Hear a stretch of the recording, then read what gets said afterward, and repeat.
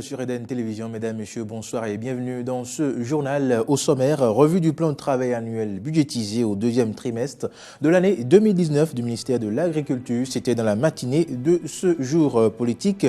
L'Union démocratique pour un Bénin nouveau existe désormais. Juridiquement, elle a reçu son récépissé définitif ce 7 août. Le responsable à la cellule de communication du parti va nous entretenir dans ce journal sur les implications de cette existence sport. Le tournoi Loïc et Champions League a reçu ce mercredi le soutien de l'honorable Claudine Afiavi Prudentieux. Et puis en interactualité, au Congo, la famille du président Sassou Nguesso est au cœur d'un nouveau scandale financier. Ce sera tout pour les titres.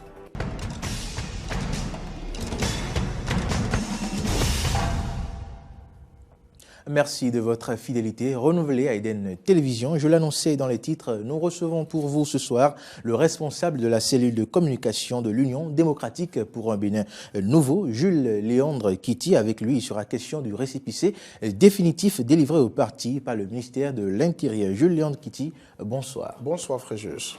Eh bien, le fameux certificat de conformité, votre parti en a été privé, ce qui justifie votre absence aux dernières législatives et donc au Parlement. Plusieurs partis, dont ceux de l'opposition, se sont retrouvés dans cette situation qui a entraîné une crise électorale. Le chef de l'État vous a ensuite tendu la main pour régularisation. C'est fait désormais. Votre parti, l'UDBN, a reçu les documents consacrant son existence juridique. D'abord, le 2 août, c'était un récépissé provisoire. Et puis, ce 7 août, le récépissé définitif. Mais entre certificat de conformité et ces différents récépissés, les citoyens, eh bien, l'opinion se perd souvent. Jules Léandre Kitty, dites-nous, que doit-on retenir des actes délivrés par le ministère de l'Intérieur à votre parti, l'UDBN? Merci, monsieur le journaliste, pour l'invitation. Pour prendre la toute dernière partie de votre question, eh bien, effectivement, il faut que l'opinion soit située sur l'acte qui a été signé et remis aux responsables de l'Union démocratique pour un Bénin nouveau par le ministère de l'Intérieur. Eh bien, il s'agit du récépissé définitif. J'insiste sur le caractère définitif de ce document parce que, au terme des dispositions de la charte des partis politiques, eh bien, il y a plusieurs étapes. Il y en a qui font déjà la confusion avec le certificat de conformité dont on avait parlé pendant qu'on parlait des législatives, pendant qu'on parlait du délai de 6 mois que les partis avaient avant pour se conformer. Ici, il s'agit du récépissé et définitif parce que vous avez la première étape et après vous avez la publication au journal officiel et toutes les étapes qu'il faut pour aller au récépissé définitif. L'UDBN a franchi toutes ces étapes et aujourd'hui, l'UDBN a le récépissé définitif qui lui donne la plénitude de sa légalité, d'accord, sur le chiquier politique béninois. Ça veut dire que l'UDBN, l'Union démocratique pour un Bénin nouveau, est aujourd'hui un parti politique national à part entière, jouissant de tous ses droits d'animation de la vie politique, de participation aux consultations électorales et donc d'exercice du pouvoir de gestion de la cité et de sensibilisation des populations sur les droits citoyens, sur la participation au développement communautaire. Donc, c'est un clair, parti il n'y a plus de certificat de conformité à avoir. Le récépissé définitif est le certificat de conformité. Le récépissé définitif est je vais dire le vrai acte de naissance d'un parti politique. Donc la déclaration administrative et lorsque le ministère de l'Intérieur vous signe le récépissé définitif, ça veut dire qu'il n'y a plus rien à faire comme étape pour que vous agissiez qualité en tant que parti politique. Ça veut dire que si l'UDBN veut agir en tant que parti politique, il n'y a plus rien à lui opposer pour dire qu'il n'est pas qualifié pour faire ci ou pour faire ça. Voilà. À partir de ce moment, certificat de conformité, le terme n'est plus approprié à ce que l'UDBN a eu.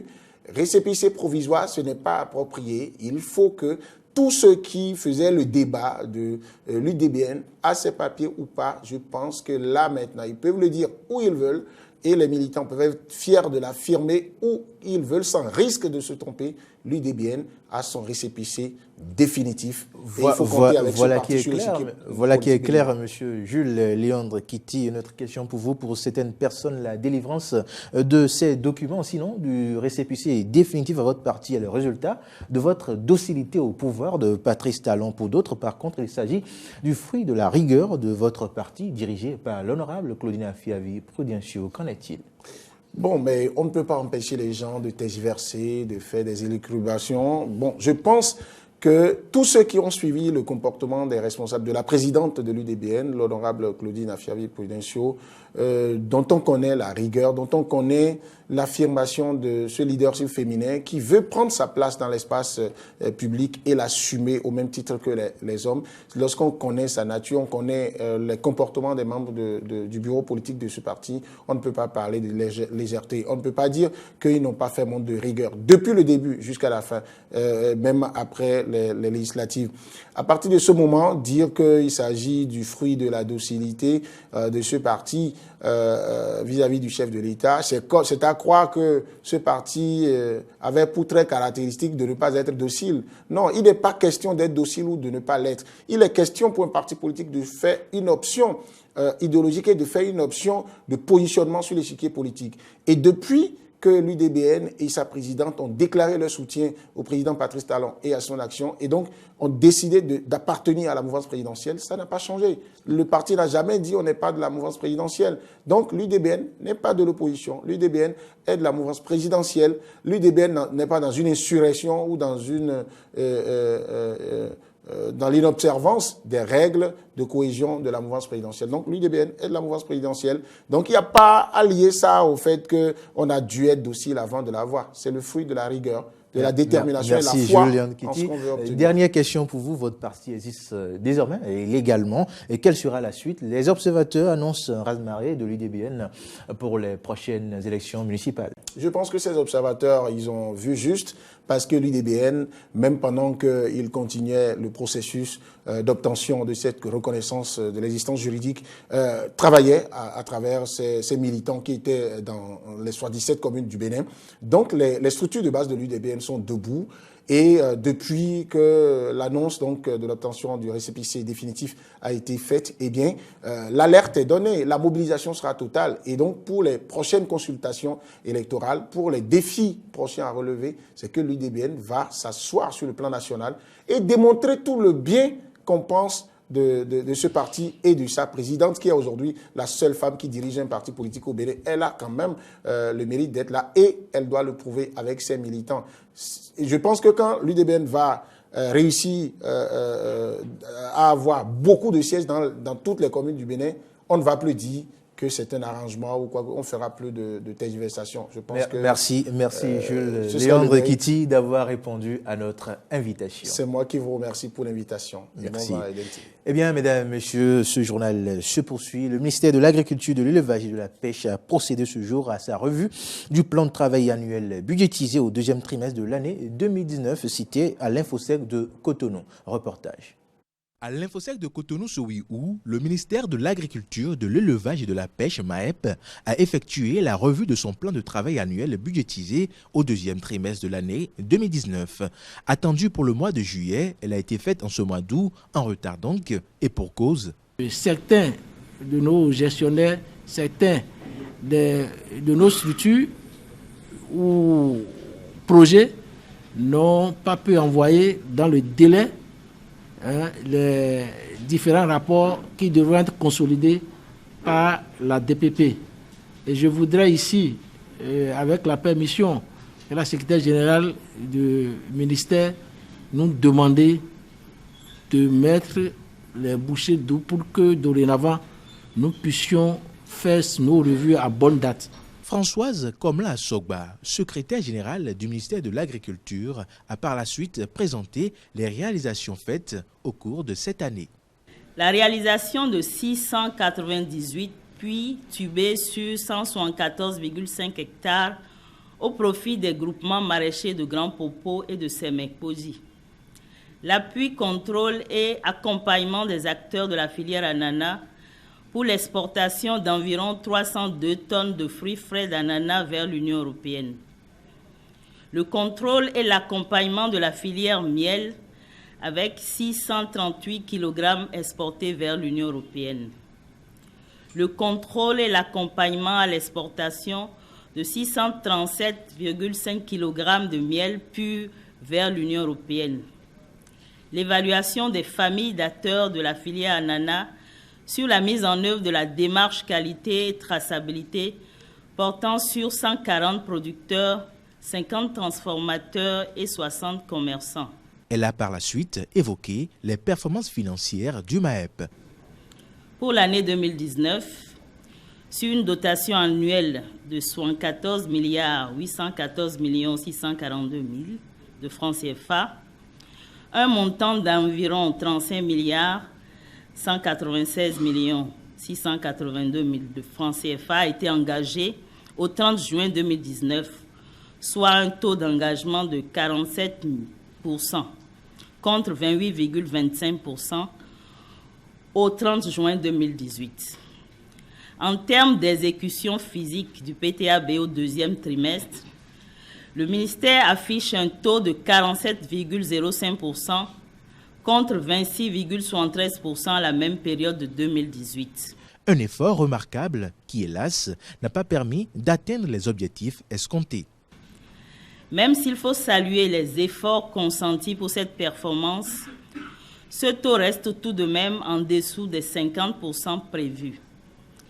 C'est dire qu'il nous faut continuer de redoubler d'efforts pour atteindre les objectifs que nous nous sommes assignés. Un message adressé à l'assistance composée de différents acteurs de plusieurs secteurs du MAEP venus de tous les départements du Bénin.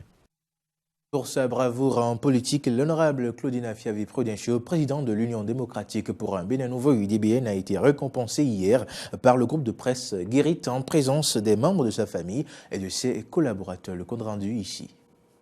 Ancien ministre de l'Artisanat et du Tourisme, député de la 6e et 7e législature, la présidente de l'UDBN, Union démocratique pour un Bénin nouveau, a été honorée ce 7 août 2019 par le groupe de presse Guérit. L'astre féminin de la politique béninoise a reçu le prix des étoiles pour sa bravoure et sa ténacité en politique, mais aussi pour sa sollicitude à l'endroit des plus démunis. Nous avons besoin d'avoir des modèles, nous avons besoin d'avoir des dévanciers qui nous aident à savoir poser les pieds. Je pense que vous êtes pleinement dans ce rôle. Vous animez pleinement la vie politique au Bénin.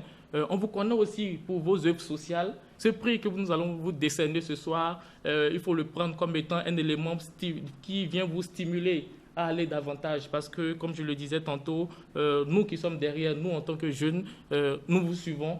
Et nous avons aussi non seulement envie de faire comme vous, mais de faire beaucoup plus que vous. Parce qu'elle incarne désormais un modèle pour toute une génération, l'Amazone des temps modernes, artisane de la paix, a été invitée à maintenir la flamme de l'espérance.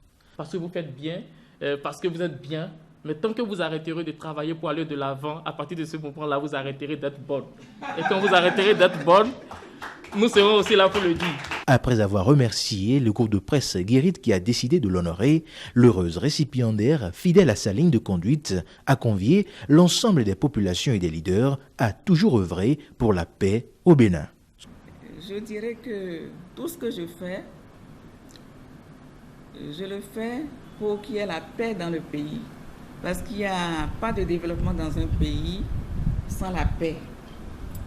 Voilà. Donc, je demande à tout le monde de tout faire pour que notre pays continue ce qu'il est. Parce qu'il ne faut jamais qu'il y ait la guerre dans notre pays. Nous n'avons pas de pays, on n'a que le Bénin. Voilà, et je pense qu'avec nos prières, jusqu'à ce jour, ça va et ça va continuer dans ce sens. Ce prix des étoiles, Claudine Afiavi-Prudencio a décidé de le dédier à la première dame du Bénin, Claudine Benayon Talon. Voilà, le prix est là, il y a mon nom dessus, mais moi je vais le dédier à la première des Claudines du Bénin parce qu'elle fait des efforts pour le rayonnement de notre beau pays, le Bénin, vous voyez. Donc, elle est d'abord la première Claudine Et moi, je viens ensuite. Vous voyez. Voilà. Donc, elle mérite d'abord ce prix et je vais l'informer de ça. Je vous remercie infiniment pour ce travail que vous faites. La Nuit des Étoiles, autour d'une soirée de gala, viendra boucler la série de prix des étoiles décernés aux femmes et hommes les plus méritants du Bénin. Le Rotary Club de Cotonou, le Nautil, a un nouveau bureau installé le 1er juillet 2019. Il va rendre le tablier le 30 juin 2020 et pense bien graver son mandat dans le marbre. Au cours d'un cocktail de presse, le bureau a dévoilé ses ambitions. Reportage Ayat Guilefoé et Fiacre Voitan. Depuis près de 10 ans, le Rotary Club de Cotonou, le Nautil, s'investit dans de nombreuses actions sociales au profit de toutes les couches de la société. Son nouveau bureau installé le 1er juillet 2019 veut pérenniser cette tradition. Il a présenté ce 3 août ses projets phares à l'endroit de la population. Objectif, convier les bonnes volontés à accompagner ces initiatives comme la réalisation d'unités de développement communautaire UDC dont la mission principale est de prendre en charge les enfants handicapés de 8 à 15 ans avec de grandes difficultés motrices et exclus du système scolaire classique. D'autres projets tout aussi importants sont au programme. L'albinisme aujourd'hui au Bénin constitue un sujet tabou. Vous n'êtes pas sans savoir combien les albinos sont parfois sacrifiés et voués aux gémonies. Et nous, au Rotary Club Cotonou le Nautil, nous en avons fait notre cheval de bataille et nous avons décidé de sortir ces enfants qui sont totalement cachés, relégués au second plan et marginalisés de la société. Nous avons décidé de les sortir de leur cachette. Nous avons décidé de braver ce tabou en les prenant en charge, en faisant en sorte que les moyens dont ils ont besoin, dont leurs parents ont besoin pour leur garantir un avenir, que ces moyens soient mis à leur disposition jusqu'au bac. Le projet Paille de Vie, c'est un projet qui consiste à mettre à la disposition de 1000 enfants des zones rurales du Bénin, zones difficiles d'accès à l'eau potable, des kits de filtrage d'eau et des fontaines, afin que les eaux souillées, polluées, dont ils disposent, puissent être filtrées et transformées en eau potable pour ces enfants. Car, comme vous le savez, l'eau, c'est la vie. Le nouveau bureau de Rotary Club Cotonou le Nautil, dont le mandat unique s'achève le 30 juin 2020, souhaite aussi innover en intégrant parmi ses projets le recyclage des déchets ménagers et leur transformation en biogaz. Il s'agit de collecter des déchets ménagers, de transformer par le biais d'un système approprié ces déchets ménagers en biogaz pour suppléer aux besoins énergétiques, aux besoins d'éclairage, mais également contribuer par la même occasion à régler un tant soit peu les problèmes de pollution de l'environnement par les déchets ménagers. Le Rotary Club de Cotonou le Nautil a un credo, le partage et l'amitié, à travers la quête du bien-être de son prochain, qui tire sa source de la devise du Rotary International, qui est « Servir d'abord ». Être au service des autres, c'est apporter un peu de bonheur dans la vie de quelqu'un. Être au service des autres, c'est aller corriger quelque chose que nous estimons peut être mieux présenté dans la vie d'une communauté. Une personne qui devient rotarienne, c'est encore une contribution de plus et beaucoup plus d'impact au niveau de la communauté. Cette invitation, lancée à l'endroit de tous, a conduit à la visualisation des grandes réalisations antérieures du Rotary Club de Cotonou le Nautil avant le cocktail de presse qui a scellé son amitié avec les hommes des médias. Sport, dans cette édition, le promoteur du tournoi Loic Champions League a reçu ce mercredi le soutien de l'honorable Claudine Afiavi Prudencio pour l'accompagnement de cette initiative. Reportage Laurent Roland Kodjo, Toninkes et Damien Prédo. L'édition 2019 du tournoi de football Loic Champions League a débuté. Une initiative de Loic Benao soutenue chaque année par l'honorable Claudine Afiavi Prudencio, présidente de l'Union démocratique pour un Bénin nouveau, UDBN. Et c'est ce qui justifie sa présence ce mercredi soir aux côtés du promoteur du tournoi et des jeunes de Godomain. Le sport est un élément fédérateur et non un élément de division, comme je l'ai dit tout à l'heure. Et Loïc est membre de l'UDBN. Il est même du bureau exécutif national de l'UDBN. Et Loïc est avec moi depuis la création du premier UDBN. En tant, comme vous le savez, on l'a dissous l'année dernière, on a recréé un autre UDBN, Loïc est toujours là. Il mérite d'être soutenu, c'est pour ça que je suis venue ce soir. Et je salue la jeunesse de Godomè, la jeunesse d'Abomey-Calavi qui est ici présent et aussi la jeunesse de Cotonou parce qu'on m'a dit qu'il y a des gens de Agla qui sont là. Je salue tout ce monde-là parce que avec tout ça, la paix va régner dans notre pays. Un soutien qui date de plusieurs années à cause de la fidélité de Loïc Benaou au parti UDBN, ce qu'il reconnaît lui-même. Mais depuis que j'ai commencé, c'est la seule personne physique qui vient me soutenir, à part le ministère, le fonds d'aide à la jeunesse, qui est venu déjà 2 fois, mais madame est restée toujours à mes côtés. Et cette année, elle est venue encore confirmer sa présence à mes côtés. Et ça fait plaisir. 2 matchs ont été joués ce mercredi. Le premier opposait Lumière FC en jaune à JSA, Jeunesse Sportive d'Atropocodi en vert. Au terme de ce premier match, c'est la JSA qui a pris le dessus avec 2-0. Le second match mettait aux prises Bodos FC, une équipe d'Agla en orange, à Entente FC de Godomè en bleu-blanc. Un match joué sous les regards de l'honorable Claudine Afiavi Prudencio, qui a d'ailleurs gratifié les 2 équipes d'une enveloppe financière. Un match équilibré, mais par moments dominé par Bodos FC, qui a inscrit le premier but de la partie, mais comme une réponse du berger à la bergère, 3 minutes plus tard, les joueurs d'Entente FC ont égalisé. Et ce sera le score jusqu'à la fin de la partie. C'est Jean qui a un but, malheureusement, mais mes amis ont été réalistes, ils ont égalisé le but. Bon, on a pu jouer, on a pu faire, on a pu donner le meilleur de nous-mêmes. Mes coéquipiers et moi, on n'a pas le choix que de se concentrer sur le 3e match, qui nous est un match vraiment capital. Il nous faut forcément une victoire maintenant pour assurer notre qualification.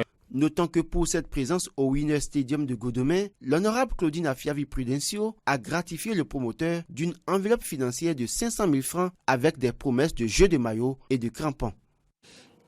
En interactualité, Denis Christel Sassou Nguesso, le fils du président de la République du Congo, aurait détourné plus de 50 millions de dollars du trésor congolais pour financer son mode de vie opulent. Global Witness révèle aujourd'hui dans une nouvelle enquête que l'argent aurait été acheminé à travers 6 pays européens ainsi qu'à travers les États-Unis et les îles britanniques. L'enquête rapporte que José Vega, un homme d'affaires controversé qui est au centre d'une enquête portugaise sur la corruption, le blanchiment d'argent au Congo, aurait joué un rôle clé au sein de cette affaire. Pour l'avocat de la famille, il s'agit simplement d'une calomnie. Je vous invite à suivre l'avocate en question.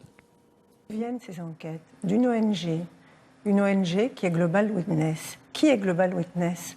Global Witness est financé et contrôlé par un multimilliardaire américain qui est bien connu, qui finance d'ailleurs d'autres associations comme Transparency International et qui en réalité mène des visées impérialistes pour piller les ressources du Congo. Donc ce sont des enquêtes sans fondement, sans preuve, c'est de la calomnie. Et je crois que dans mon métier de professionnel du droit, une enquête, c'est soit une enquête policière à la demande du procureur de la République, soit une enquête devant un juge d'instruction. Là, ce sont simplement des ragots. Vous savez, une phrase que j'aime beaucoup, même si elle est un tout petit peu en dehors du débat, c'est une phrase d'Eleanor Roosevelt qui disait « Les grands esprits parlent des idées. Les esprits moyens parlent des événements et les petits esprits parlent des gens. » Et alors, on adore, dès qu'il y a des racontards de cette nature, ben, ça fait les délices de tout le monde. Et je crois que ce que l'on cherche vraiment, c'est un pillage des ressources de l'Afrique, comme d'habitude. Je crois que la colonisation, on n'en a pas fini avec la colonisation et les pays africains. La décolonisation a été décrétée, elle n'a jamais été sécrétée.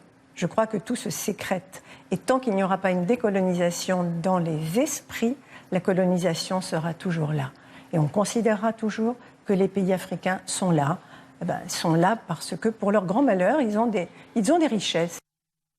Donald Trump a déclaré qu'il verra s'il est possible de faire quelque chose pour la régulation des armes à feu. Accusé de racisme, il s'est rendu à El Paso 5 jours après l'attaque d'un suprémaciste blanc qui a fait 22 morts après s'être rendu à Dayton, ville où un tireur a fait 9 victimes. Il s'est ensuite rendu au Texas où sont soignées plusieurs victimes. Il leur a rendu hommage avant de rencontrer le personnel médical et quelques secouristes. Écoutons-le.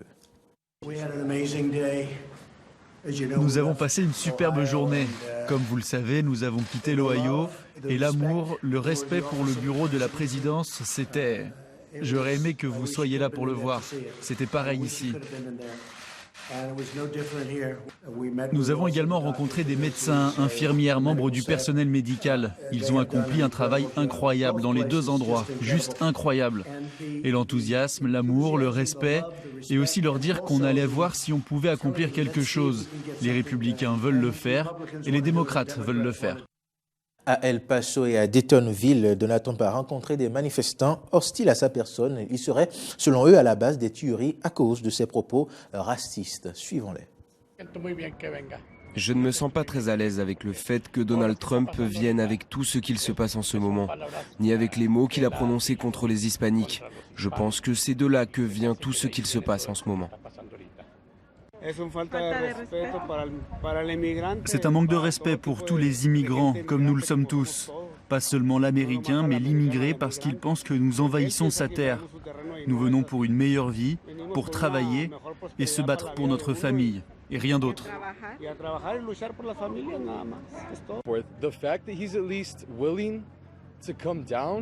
Le fait qu'il soit au moins prêt à venir pour en parler montre beaucoup de choses. Peu importe si c'est seulement pour sa publicité ou s'il s'en soucie vraiment. J'espère que c'est pour la deuxième raison, mais au moins il vient pour montrer un peu de soutien. Je sais qu'il y a beaucoup de politiciens dans notre ville qui ne sont pas très contents qu'ils viennent. Personnellement, je l'accueille. Je suis contente qu'ils viennent, ça signifie beaucoup qu'ils prennent le temps de venir parler aux habitants d'El Paso. En fait, je trouve que c'est dérangeant que des politiciens parlent en notre nom à tous parce que ce n'est pas ce que je ressens. S'ils donnaient suite à une sorte de réforme sur les armes à feu, je pense que ça ferait une énorme différence pour El Paso. Fin de ce journal. Merci de l'avoir suivi.